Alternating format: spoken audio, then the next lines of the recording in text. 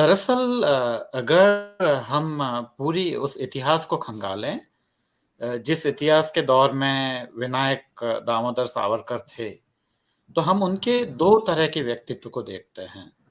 पहला व्यक्तित्व वो है जब वो उनको वहाँ काला पानी की सज़ा मिली, उससे पहले का जो व्यक्तित्व है, वो सावरकर एकदम बिल्कुल ही भिन्न नज़र आते हैं और उसके बाद में जो उन्होंने माफ़ीनामा लिखा अंग्रेज़ सरकार के लिए और फिर बाद में जो दूसरे जो सावरकर नज़र आते हैं, वो एकदम बिल्कुल ही भिन्न नज़र आते हैं।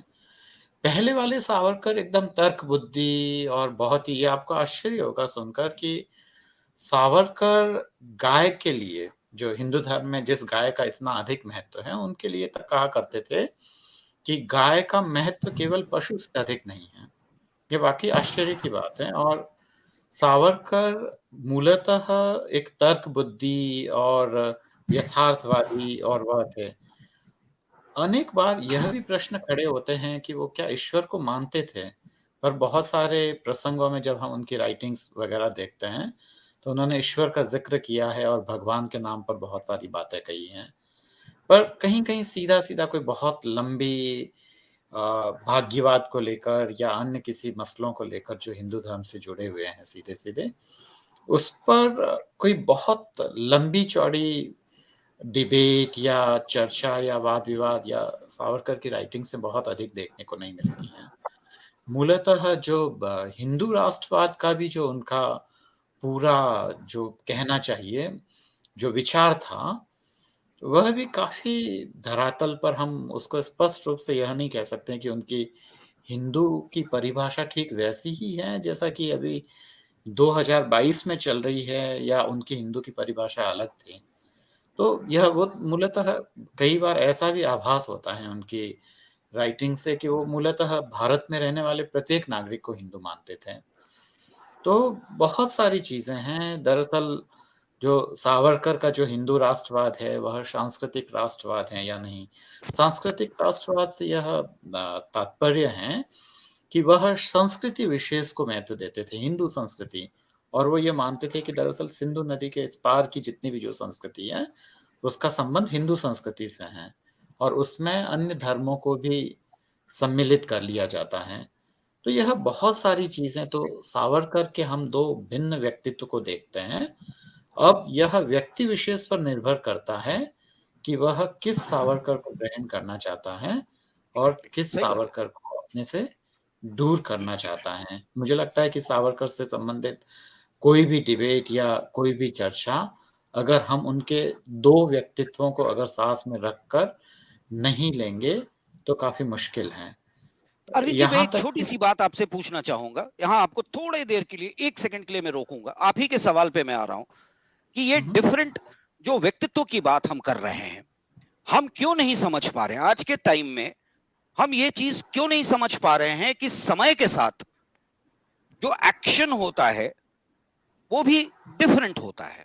समय समय हुँ, पे जो एक्ट करते हैं हम, उसको आज के कंटेक्स्ट में हम डालकर या तो हम रिएक्ट करते हैं या अप्रिशिएट करते हैं। हुँ, हुँ, कंटेक्स्ट हैज चेंज ना, अरविंद जी। हुँ, हुँ। फिर मैं आऊंगा आप सबके पास।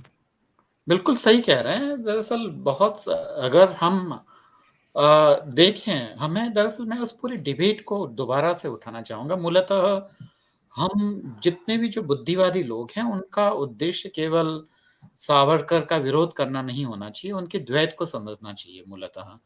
हम सावरकर ही क्यों नहीं, हम अगर तुलसीदास को भी लें, तो तुलसीदास के व्यक्तित्व में भी द्वैत नज़र आता है, जहाँ एक तरफ वह स्त्री के पक्ष की बात करते हैं, है ना? एक तरफ वो ढोर, कवार, क्षुद्र, पशु, नारी की बात करते हैं, वहीं दूसरी ओर तुलसीदास "कहा सृजी नारी जग माहि, पराधीन सपनी सुख नाहि।"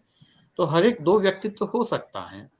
अब प्रश्न यह है कि जितने भी जो प्रगतिशील व्यक्ति हैं, जो अपने आप को बुद्धिजीवी बोलते हैं या बुद्धिमान बोलते हैं, उनको ये चाहिए कि सावरकर के उस व्यक्तित्व को महत्व दें, जो कि हमारे समाज की उन्नति, प्रगति और देश के विकास के लिए अधिक महत्वपूर्ण है।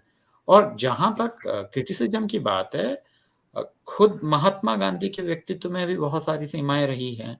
जो महात्मा गांधी जो पूरे विश्व के धरातल पर इतना महान व्यक्तित्व कहलाता है, ठीक वैसे ही हर एक के व्यक्तित्व में द्वैध होना संभव है, क्योंकि व्यक्ति ही है, अगर वह किसी के व्यक्तित्व में अगर इतनी अधिक महानता हो जाएगी, तो वह व्यक्ति से उठकर ईश्वर हो जाएगा, है ना? क्योंकि ईश्वर सही भी तो बात, मूलतः सही बात, मनुष्य ही था, तो वह सही ईश्वर बात। हो जाएगा। तो मूलतः हमें कोशिश यह करनी चाहिए कि वह विचारधाराएँ जो समाज की प्रगति में बाधक हैं और उसको अगर सावरकर के माध्यम से कोई आगे करना चाहता है, तो मुझे लगता है कि उस कोशिश को हमें रोकना चाहिए और जितने भी जो प्रगतिवादी मूल्य हैं, उनको हमें केंद्र में लाना और बहस में लाना चाहिए।